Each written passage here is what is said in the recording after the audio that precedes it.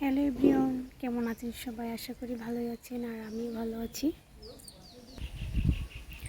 প্রতিদিনের মতো আজও একটা ব্লগ ভিডিও নিয়ে আসলাম, আশা করি ভালো লাগবে।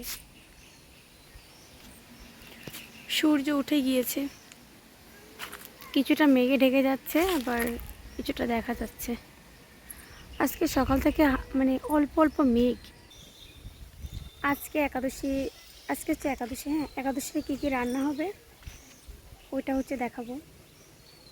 তার আগে আমি একটু এই সাইডটাতে একটু ভিডিও করতে আসছি, এই আর কি।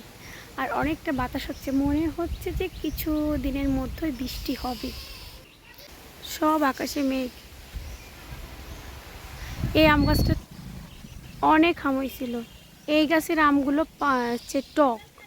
এই গাছ ছাড়া আর একটা গাছেও কোনো আম হয় নাই আমাদের। আর এমনিতেও না, এইবার আমের পরিমাণ অনেকটা কম। শিউলি ফুল গাছটাতে দেখছি এখন কড়ি হয়েছে, এই যে।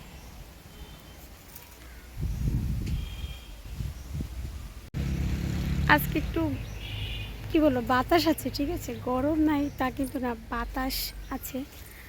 এই যে গাছের পাতা নড়ে চড়ে, গাছের পাতা নড়ছে।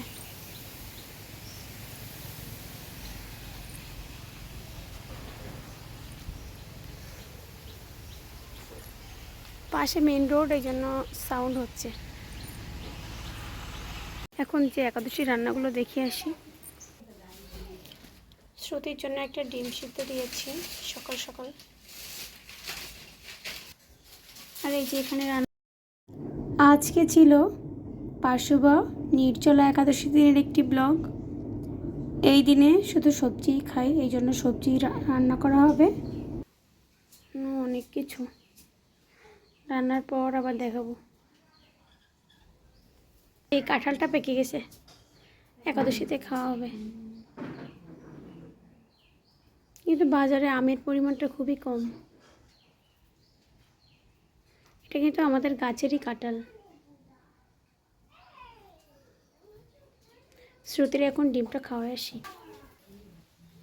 আর আমি রান্নাঘরের ভিতর চলে আসছি। রান্নাঘরের ভিতর কিন্তু অনেকটা গরম, বাইরে কিন্তু অতটা বেশি গরম না, বাইরে বাতাস আছে। আর রান্নাঘরে তো গরম হবেই।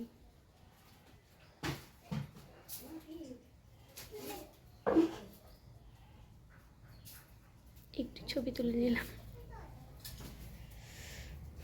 মা হচ্ছে রান্না বান্না শুরু করে, মার হচ্ছে অনেক কিছু রান্না করতে হবে। এখানে একটা সবজি রান্না করা হয়ে গিয়েছে, 2-3 রকমের সবজি দিয়ে একটা সবজি রান্না করা।